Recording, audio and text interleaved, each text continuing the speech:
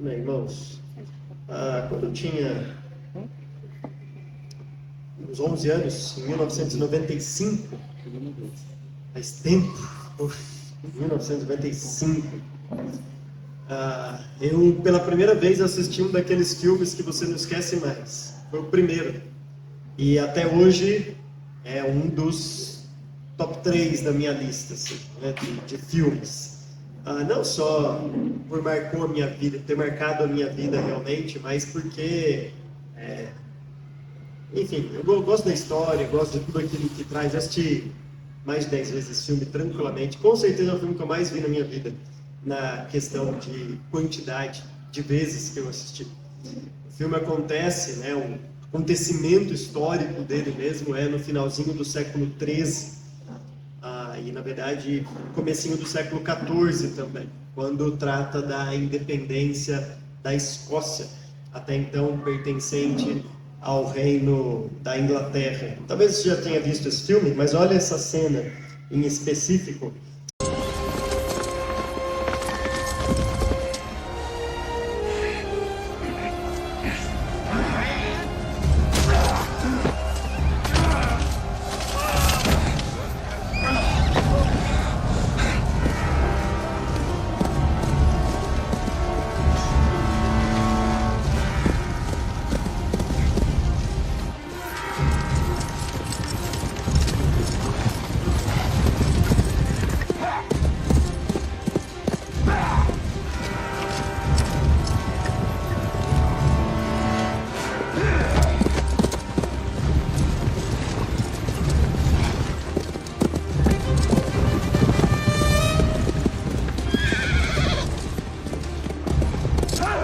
Protect the king.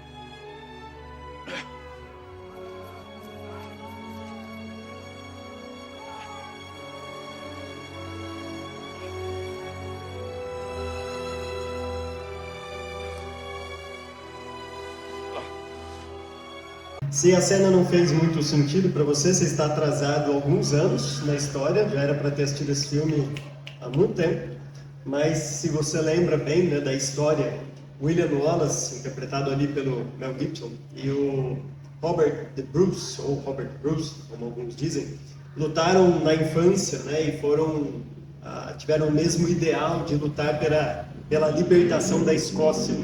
Mas houve um período em que Robert de Bruce ele traiu William Wallace e a gente não sabe se exatamente essa cena aconteceu, obviamente, mas ele se afiliou ao reino da Inglaterra. Bom, claro que isso não é o fim, se você já viu o filme, mas essa foi primeiro filme em que tirou uma lágrima do meu olho, com 11 anos. Esta cena de traição realmente é marcante e porque mostra uma das piores coisas que pode existir, e se isso já aconteceu com você, talvez você possa relatar isso também, que é uma traição. Abram suas Bíblias lá em Marcos capítulo 14.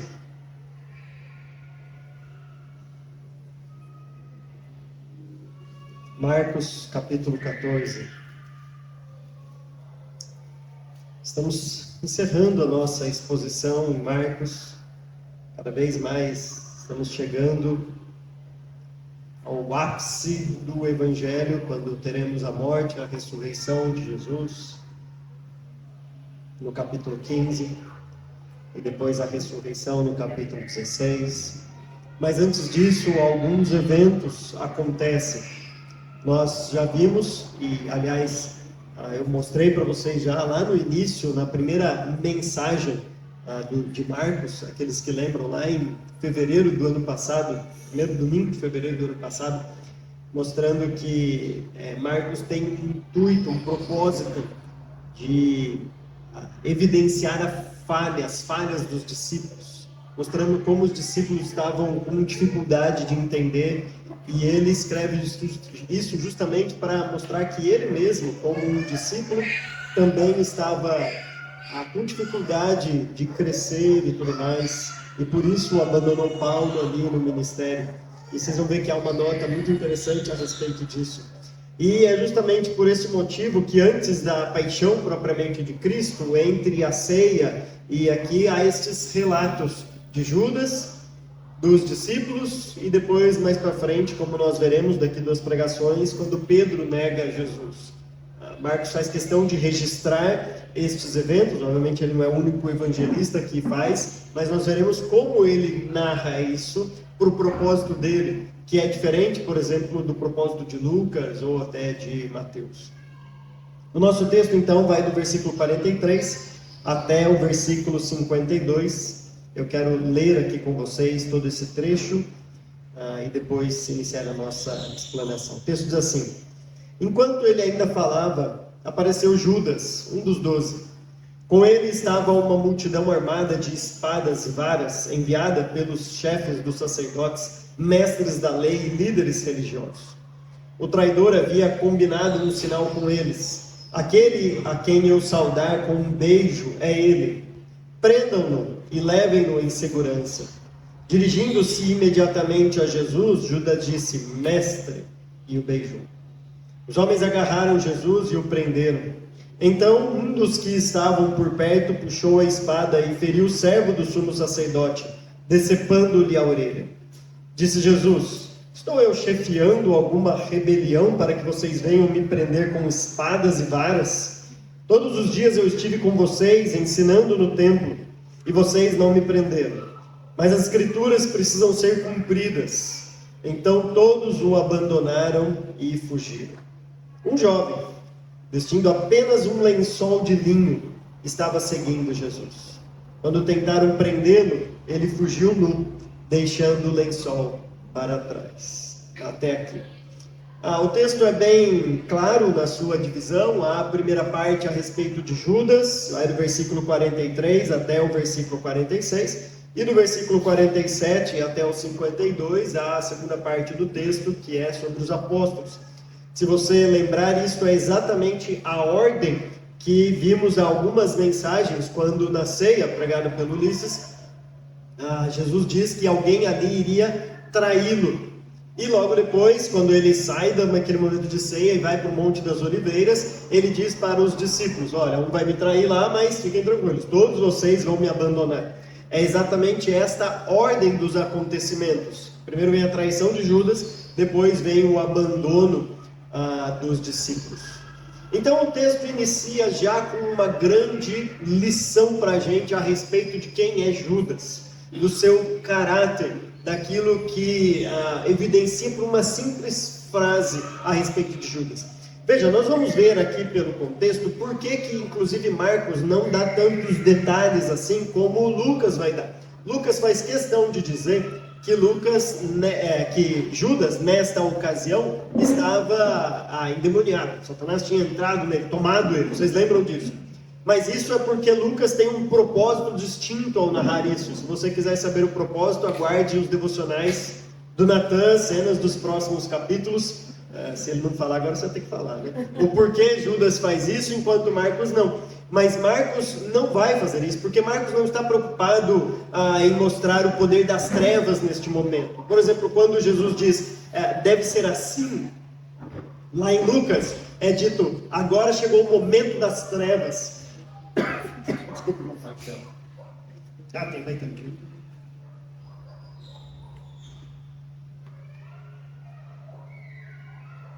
Obrigado. Lucas diz, agora chegou o momento das trevas. Veja que há uma preocupação em Lucas de vincular este momento todo com o agir das trevas. Não só enfatizando que Judas recebeu Satanás para fazer isso, vender Jesus, e ele estava nesse momento aqui possesso realmente, mas também este momento das trevas que... Eita, esse tempo está seco, está complicado. Que chegou. Orem aí que eu vou conseguir terminar, né? Tá bom até agora, mas vai conseguir. Já Marcos não. Marcos tem o intuito de mostrar a falha dos discípulos em si. A falha de Judas e a falha dos outros. E a falha, inclusive, de todos os discípulos. Por isso também que Marcos não faz questão de mostrar quem decepou a orelha de quem. Nós sabemos quem foi, pelo outro relato, Pedro que decepou a orelha, mas Marcos não faz questão de identificar Pedro, quem fez, porque a ideia de Marcos é mostrar que estava todo mundo junto ali. Lembra quando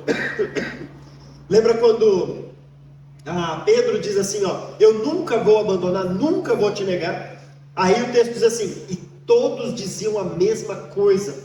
Marcos tem esse intuito de mostrar que na verdade os 12 ali, agora a gente consegue separar um dos outros 11, todos eles estavam com esse mesmo intuito, mesmo propósito de abandonar a Cristo.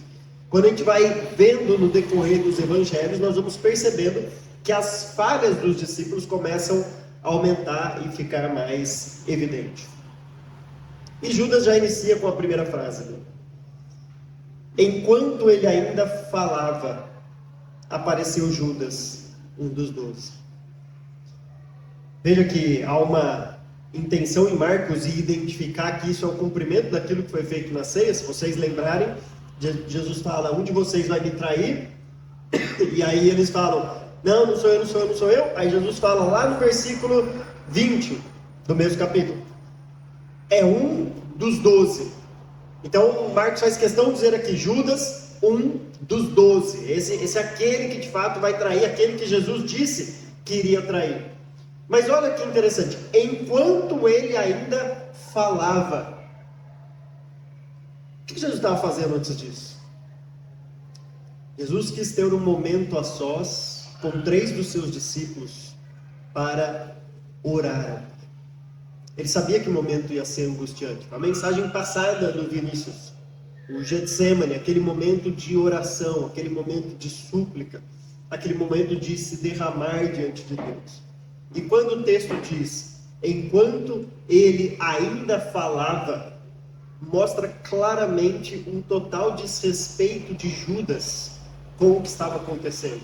Obviamente ele estava longe, chefiando toda esta rebelião, não estava nem aí o que estava acontecendo, mas perceberam como muitas vezes esses momentos de interromper a intimidade com Deus revelam algum caráter de alguém que não está muito preocupado com essas coisas, que não dá prioridade para essas coisas. Às vezes tem alguém lá orando e a pessoa chega como assim, só está orando. Vem cá, deixa eu te perguntar uma coisa. Eu sei que às vezes as questões são urgentes, a gente pode fazer uma coisa dessa, mas se a pessoa não dá muito crédito para esses momentos que alguém está lá em intimidade com Deus, orando, refletindo, pensando, lendo as Escrituras, a gente chega e parece que ela não está fazendo nada, só está com a Bíblia aberta e o olho fechado, alguma coisa assim. Vem cá, eu quero tirar uma dúvida rapidinho aqui. Isso mostra, primeiramente, claro, um orgulho de dizer que aquilo que nós estamos fazendo é muito mais importante do que a pessoa está fazendo. E também um total descaso com o relacionamento íntimo com Deus. Isso, de fato, é a coisa mais importante das nossas vidas, o nosso relacionamento com Deus. E Judas dá um sinal, dá um indício aqui, que ele não estava nem aí para aquilo que Cristo estava fazendo. Enquanto ele ainda falava, apareceu Judas, um dos 12. Com ele estava uma multidão armada de espadas e varas, enviadas pelos chefes dos sacerdotes, mestre da lei. É a moto do dia, né? Sempre passa, né? Mestres da lei e líderes religiosos. Veja, Marcos vai mostrar várias vezes, em várias passagens, a junção desses três grupos. E quando esses três grupos se juntam, cuidado, vai vir coisa ruim. Não vai vir coisa muito boa, principalmente para Jesus e para seus seguidores. Então, quando junta chefes dos sacerdotes, mestres das leis, ou os escribas, os intérpretes da lei, e os líderes religiosos, que deveria ser a grande nata de toda a religião judaica, aqueles que mais aguardariam o Messias, quando junta esses três grupos, coisa boa não vai acontecer. E na verdade o próprio Jesus já disse que ele veio para incomodar esses grupos de fato. Se a gente der uma olhada lá em Marcos capítulo 8,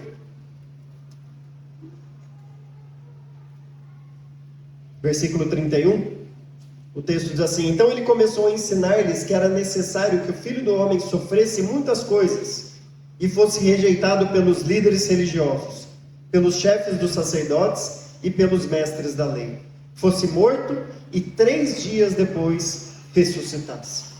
Jesus estava já dizendo que era necessário, vai haver uma inimizade entre aquilo que eu estou fazendo e esses três grupos. Esses três grupos vão ficar incomodados com a mensagem, com a declaração de que ele era o Messias.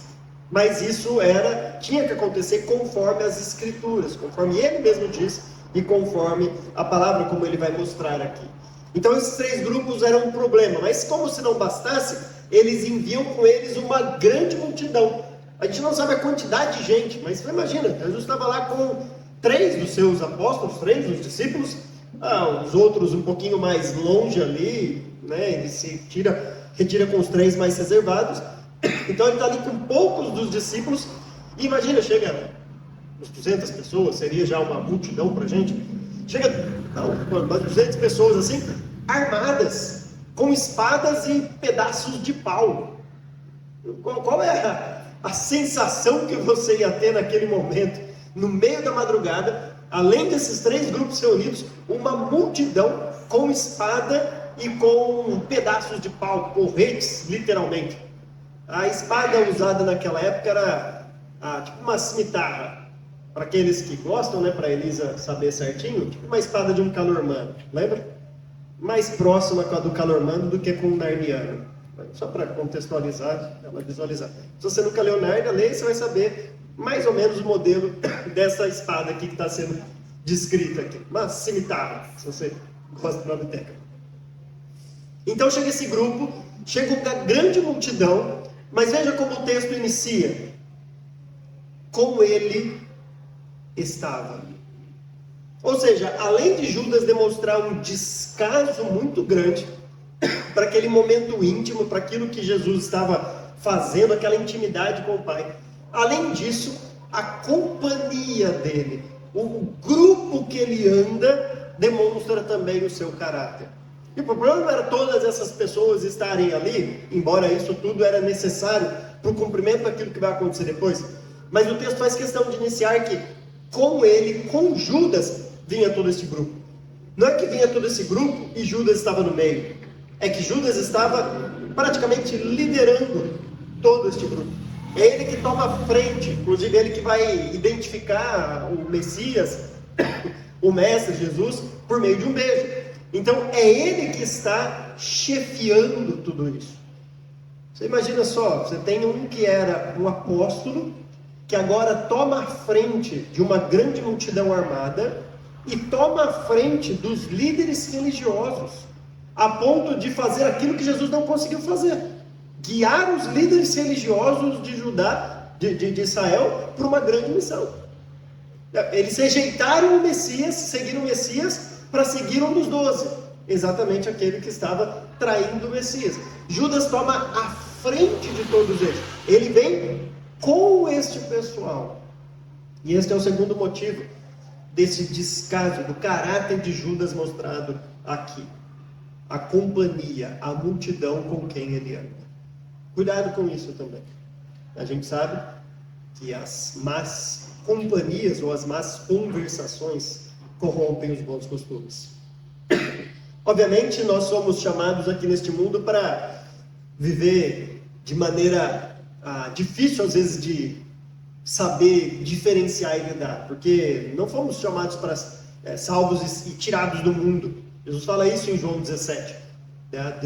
Jesus nos deixa aqui neste mundo para ser sal e luz, para fazer diferença, e para isso nós precisamos, obviamente, ter contato com os crentes. Mas não é esse tipo de associação. É um contato, um certo tipo de relacionamento, de amizade, de coleguismo, de vizinho, de estar junto, mas cuidado com estes relacionamentos íntimos que acabam influenciando. E não precisa ser um contato físico propriamente dito. Você pode estar junto de algumas pessoas, mesmo que seja de maneira online hoje. Talvez você venha acompanhado de um monte de gente falando na sua cabeça na internet e não está ali com você fisicamente, mas isso não quer dizer que você não está sendo influenciado por um monte de ideias que muitas vezes são contrárias às Escrituras.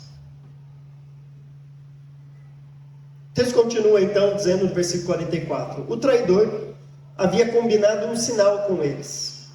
Aquele a quem eu saudar com um beijo é ele. Prendam-no e levem-no em segurança. É interessante Judas combinar este sinal de dar um beijo. Isso é uma descrição bem irônica aqui, porque de fato era muito comum os discípulos cumprimentarem com um beijo os seus mestres. Embora o beijo era mais respeitoso, né? Era um beijo bem de submissão.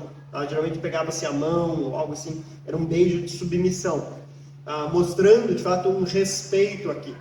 E Judas de fato combina o que seria comum para um discípulo fazer para o seu mestre. E mais do que isso, ele chama exatamente Jesus de mestre, de rabi aqui. Alguns vão dizer que o fato de Judas não chamar Jesus de Senhor, mas de mestre, mostra que ele sempre imaginou Jesus com uma grande oportunidade de se dar bem, ou alguma coisa assim, um mestre, mas nunca como Senhor, como aquele que é de fato o Filho de Deus. Não sei se simplesmente pelo uso dessa palavra mestre a gente pode chegar numa conclusão dessa. Mas não é cômico Judas realmente combinar um sinal. Ele podia chegar e falar assim: aquele que eu bater no ombro, aquele que eu apontar, ou aquele que, enfim, tinha tantos sinais ali, mas ele combina exatamente aquele sinal que demonstraria a sua submissão ao seu mestre. Mas ele está fazendo isso como um sinal para traição. Aquele que eu saudar com um beijo é ele, prenda-no e leve em segurança. E não se engane, Judas não está querendo garantir a segurança de Jesus no sentido da sua integridade física. Lembra que ele está aqui traindo Jesus. O texto de Marcos não fala, Lucas vai falar, ele está possesso, Satanás entrou nele para ele fazer tudo isso daqui. Então a preocupação dele não é com a integridade física de Jesus. Não é igual acontece hoje, quando o policial vai prender alguém, entrevistam lá, né? Você foi bem tratado? Né, Dani? Já ficam doidos. Né? Você foi bem tratado? Né? Usaram de força excessiva? E aí quase que o policial é processado se o bandido tiver alguma coisa. Não é essa a preocupação ali. A preocupação é leve em segurança, ou seja, garanta que ele não fuja. Garanta que dessa vez vocês peguem ele realmente. Porque se a gente lembrar outras vezes, quando as pessoas, especialmente os soldados ou os sacerdotes, eles chegavam perto de Jesus, várias ocasiões, o texto diz assim: e Jesus, saindo, retirou-se do meio deles. Assim, como se fosse a coisa mais tranquila do mundo. Tem uma multidão de gente querendo pegar Jesus, e o texto só diz assim: e ele se retirou do meio deles. Ou seja, quando não era a hora, Jesus podia sair a hora que ele quisesse. No momento que ele quisesse, ele podia escapar de qualquer emboscada. Só que Judas não acreditava nisso, obviamente. Então ele demonstra uma preocupação não com a integridade física de Jesus, mas com a ideia de que agora garanto que ele não vai fugir. Garanto mesmo que vocês vão pegá-lo e em segurança. Vocês vão realmente prendê-lo. Não o deixe escapar. Os homens, então, versículo 46, agarraram Jesus e o prenderam. Então, Um dos que estavam por perto puxou a espada e feriu o servo do sumo sacerdote, decepando-lhe a orelha. Ainda bem que foi o Simão errado, ou o Simão certo que fez isso. Porque se é o Zelote, treinado para ser um revolucionário, provavelmente ia cortar a cabeça, ia acertar. Mas ainda bem que foi um pescador, que manjava muito mais de vara do que de manusear uma espada. E aí errou e só cortou a orelha. Duvido que no meio da madrugada, todo mundo orando, sem nada de iluminação, não sei, algumas tochas, ele de fato falou: vou cortar a orelha daquele soldado. Óbvio que não. Ele, no impulso, como Pedro faz, corta a orelha do servo do sumo sacerdote. Em outro evangelho tem o nome dele, tem o que Jesus faz, tem toda essa história, mas percebe que não é preocupação de Marcos aqui.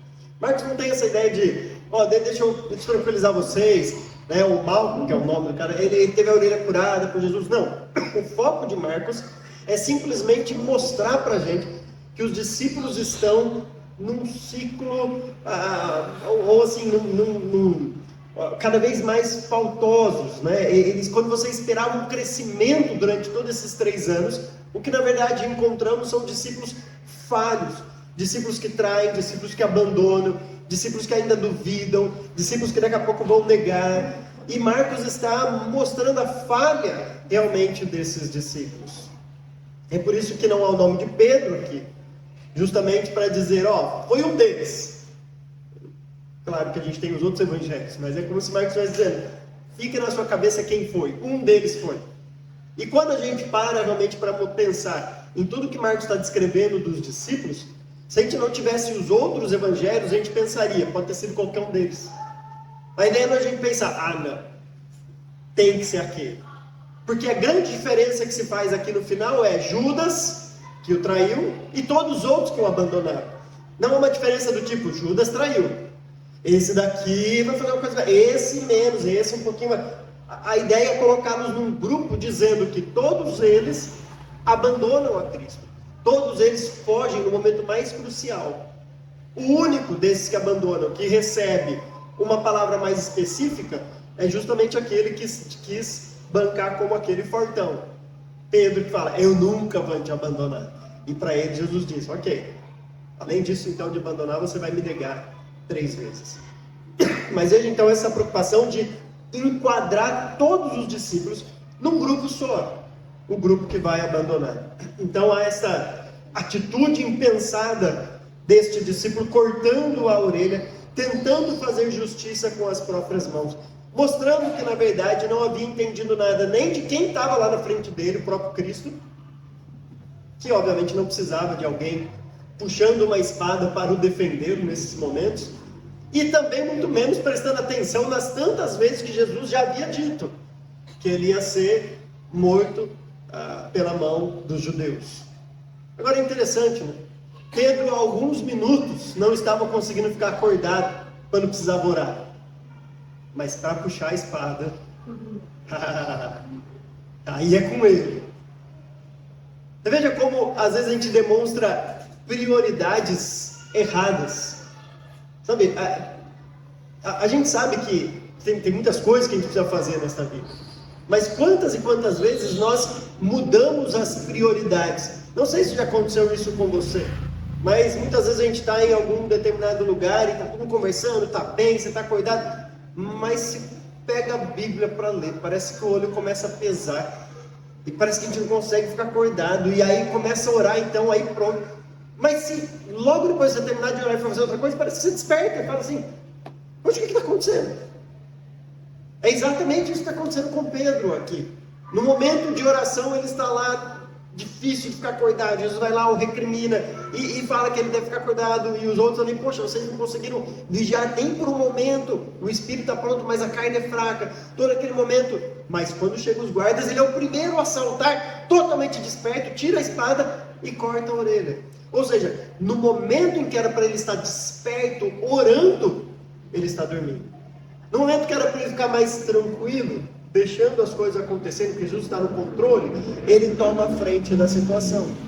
O que só nos mostra como a nossa natureza tem essa tendência de inverter as coisas. Eu me lembro de um amigo que eu tinha lá em Piracicaba.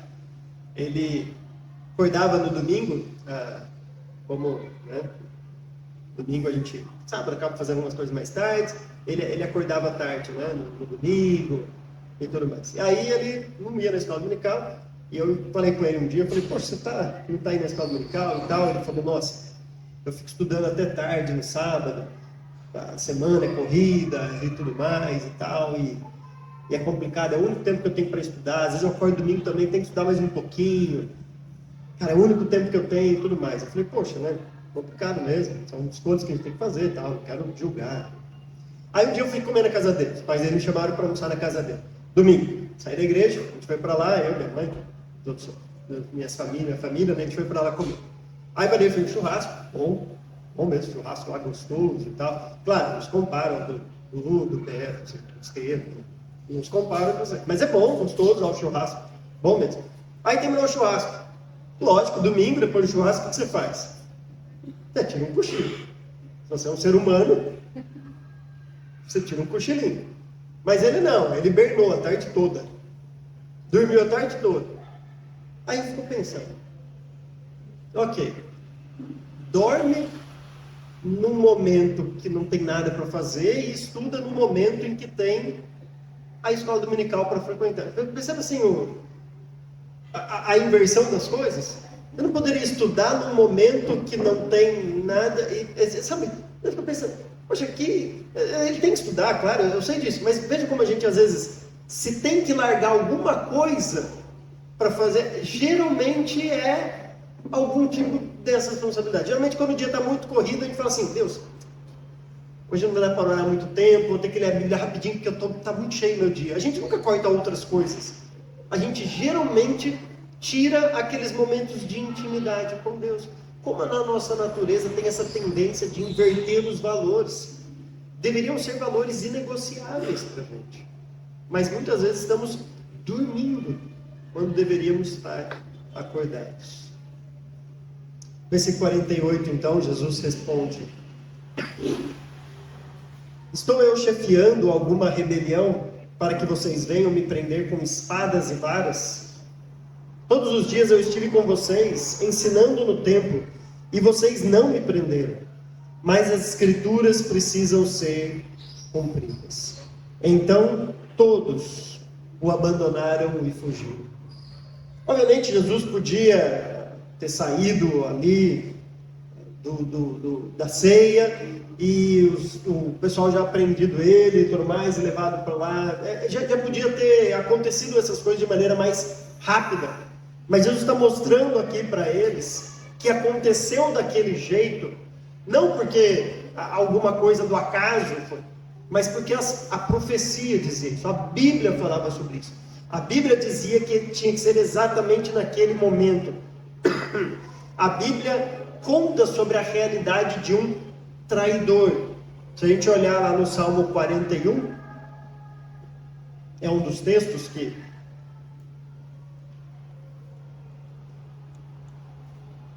provavelmente estão sendo citados aqui, ou fazendo alusão.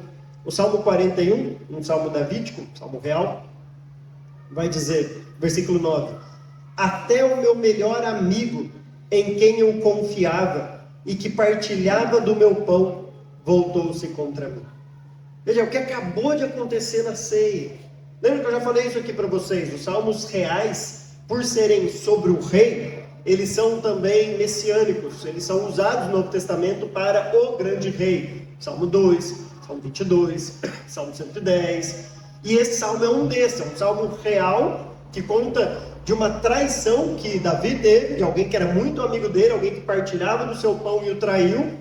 E aqui as escrituras agora estão aplicando a este grande rei que é traído por alguém que havia acabado de compartilhar o pão com ele na ceia.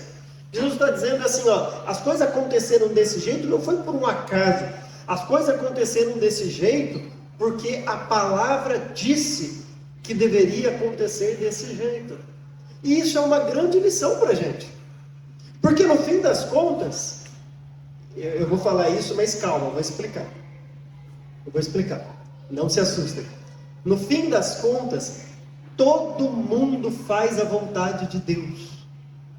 Não tem ninguém que não faça a vontade de Deus. Até aquele que não faz a vontade de Deus, moral, que desobedece a Deus, a Bíblia fala sobre ele. E fala que ele não vai fazer a vontade de Deus mesmo. Entenderam? No fim das contas, a palavra de Deus sempre vai prevalecer. Sempre vai prevalecer. Até aquele que acha que não está fazendo, que acha que está totalmente livre, autônomo, não está debaixo da soberania de Deus, que não está, até ele que acha que está lá com atos livres, no fim das contas, ele está fazendo a vontade de Deus. Agora eu vou explicar. Não que Deus deseja, por exemplo, que alguém peque, mas a Bíblia está dizendo que isso vai acontecer. E se vai acontecer, a pessoa pode fazer o que for, mas ela ainda assim está debaixo da vontade de Deus, ou seja, daquilo que está revelado. Ela continua responsável pelos seus atos, como Judas aqui é responsável pelos seus atos. Mas veja o que Jesus está dizendo. Eles acham que estão aqui agindo, mas eles só estão cumprindo as Escrituras. Eles estão fazendo exatamente aquilo que a Escritura diz. Se você lembrar, há uma outra profecia que Jesus ia ser contado entre os salteadores. É tipo assim, ele está chefiando uma rebelião, ele está lá com os salteadores, e por isso precisava de toda aquela guarda ali. Então as pessoas estavam, obviamente, pecando, fazendo aquilo, se rebelando contra Cristo. Mas no fim das contas, já estava profetizado que eles iriam fazer exatamente aquilo. Por isso que a Bíblia sempre vai prevalecer. Mesmo as pessoas querendo.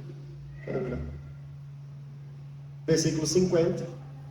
Então, todos o abandonaram e fugiram. Como Cristo havia dito. Um vai trair, traiu. Todos vocês vão me abandonar e vão fugir. E de fato isso aconteceu. Todos abandonaram e fugiram. Agora tem uma nota no final. E eu queria terminar com essa nota, tirando uma lição para as nossas vidas agora. O texto termina assim. Um jovem, vestindo apenas um lençol de linho, estava seguindo Jesus. Quando tentaram prendê-lo, ele fugiu nu, deixando o lençol para trás. Não é interessante o texto terminar de uma maneira assim? Assim, parece que totalmente desconecta. Tem um jovem que saiu. Por que terminar de um jeito assim? Eu lembro que eu falei lá na primeira mensagem do ano passado, quando eu estava introduzindo o livro de Marcos, que a grande maioria dos comentaristas, do qual eu faço parte também, eu não sou comentarista, não escrevi nada, mas quando eu interpreto também penso dessa maneira, que esse jovem é o próprio Marcos. Marcos era alguém de grande poder aquisitivo, a Bíblia deixa claro isso em alguns momentos, e é muito provável que este cenáculo onde eles estão reunidos aqui para a ceia era a casa dele, que é o mesmo lugar em que 120 pessoas estão reunidas ali em Atos 1. Lembra onde quando cai o Espírito Santo acontece toda aquela coisa lá em Atos 1, estão 120 pessoas. Ou seja, era uma casa suficientemente grande para caber 120 pessoas. Tá? Um ou outro aqui mora em casa assim, cabe 120 pessoas. Não vou falar os nomes, né? Eu sei que tem gente que mora para casa, cabe 120 pessoas tranquilo e tudo mais. A minha não cabe. Não vai, né? Não vai. Mora não? Não? Vamos tentar um dia. Vamos tentar? Fazer um teste? Dá. Vai ser lá o Festival da Graça o próximo, ok. Então, assim, era uma casa grande o suficiente para reunir 120 pessoas ali nesse cenáculo. Então, é justamente nesse lugar que estavam. Lembra que quando Jesus diz assim, né? Alguém vai me trair. E eles falam assim, não sou eu, é um dos 12. Quando ele fala um dos 12, o que você imagina? Por que ele falou isso? Porque tinha outras pessoas ali junto. Sempre tinha um grupo maior de discípulos acompanhando Jesus. Devia ter mais pessoas ali, mas existiam aqueles que eram os 12, que estavam próximos a ele, ali partilhando daquela refeição. Quando este jovem sai vestido, é porque ele estava de alguma maneira ali presente. Veja, ele não é um discípulo de Jesus ainda, porque ele ainda é muito novo. Mas é provável, imagina que ele tenha saído do seu quarto ali, onde ele estava dormindo ainda, né, nu, só com lençol, e vendo o que estava acontecendo, aquela multidão de gente ali na sua casa, aquele monte de gente ali, e tudo aquilo que estava acontecendo. E nessa, de espiar o que estava acontecendo, claro, lá de fora ali da sua casa, eles saíram de lá e foram para o Monte dos Oliveiras, nisso de espiar, pegaram ele junto. E Marcos faz questão de dizer, eu também o abandonei. E isso que é mais interessante, porque ele não era obrigado a descrever isso. Ele não era obrigado a colocar isso. Aliás, não tinha nada a ver com a história aqui. Marcos não era um dos 12, Marcos não caminhou todos esses 3 anos com Jesus, Marcos não tinha nenhuma relação aqui neste momento, mas ele faz questão de dizer, tinha um jovenzinho lá, que acabou entrando no meio lá, e acharam que ele estava envolvido, e sabe o que aconteceu? Esse jovem abandonou e fugiu também. Ou seja, Marcos, ao invés de escrever de uma maneira a julgar os outros e dizendo, olha, esses 12 que Jesus escolheu, eles traem, negam Jesus, onde já se viu, abandonam o mestre. Eu nunca faria isso se eu fosse lá. Eu sou um jovem cheio de energia, cheio de gás, eu iria até o fim. Ele faz o contrário. Ele fala, olha, eu também fugi, abandonei a Jesus, mesmo não tendo muita relação ali naquele momento. Perceba que ele descreve, querendo fazer um paralelo com outro jovem lá no Antigo Testamento. Mas é um paralelo de elogio e crítica, é um paralelo de um exemplo e de um antitipo, talvez aqui. Porque José, diante da tentação, fugiu fazendo aquilo que era certo, mesmo saindo de lá nu. Lembra que a mulher Betseba fica com a roupa dele, tudo mais, a capa, e ele foge nu de maneira correta. Só que aqui este foge nu de maneira errada, abandonando Jesus. Também é um jovem que foge nu, deixando as suas roupas na mão daquele que estava perseguindo. Mas ele faz isso de maneira errada. Ele também abandona Jesus. Mas o mais interessante é essa necessidade de Marcos de se identificar com isso. E é dessa maneira que a gente deve olhar para essa história. Quando a gente olha para uma história como essa, é muito fácil a gente olhar com um olhar altivo, como Pedro, talvez, naquela mensagem há 2 domingos, que disse, Jesus, se eu estivesse lá, todos iriam abandonar, menos eu. Ou talvez a gente olhar para um filme como esse que eu passei e falar assim, eu já fui traído, eu já passei por isso, eu sei a dor que é trair. Mas a ideia é nós nos identificarmos juntamente com o de Bruce, o cara que traiu. A ideia aqui é identificarmos com estes que abandonam. Porque o que Marcos está fazendo é escancarando e revelando a natureza do nosso coração. Quem nós somos como discípulos. E o quadro não é bom, o quadro não é bonito. Marcos não está dizendo, você é um discípulo bom, vai atrás, confie no seu intuito, confie na sua força. Porque quando os discípulos fizeram isso, eles traíram, negaram e abandonaram a Cristo. Marcos está mostrando aqui para a gente, por meio da sua própria vida, como ele, ainda jovem, se identificava com aqueles discípulos. E é exatamente assim que nós devemos olhar para esse texto.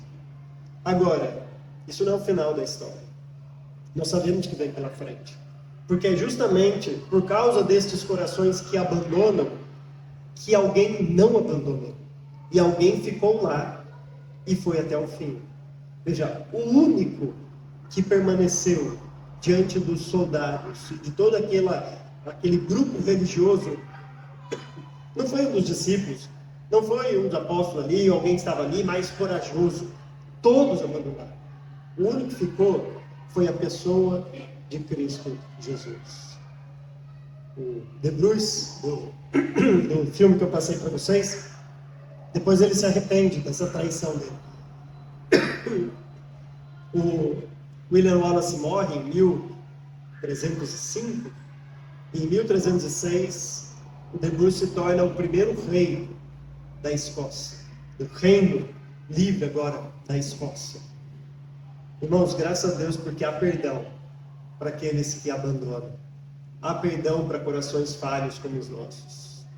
Há perdão e há restauração por meio daquele que não fugiu, que não abandonou.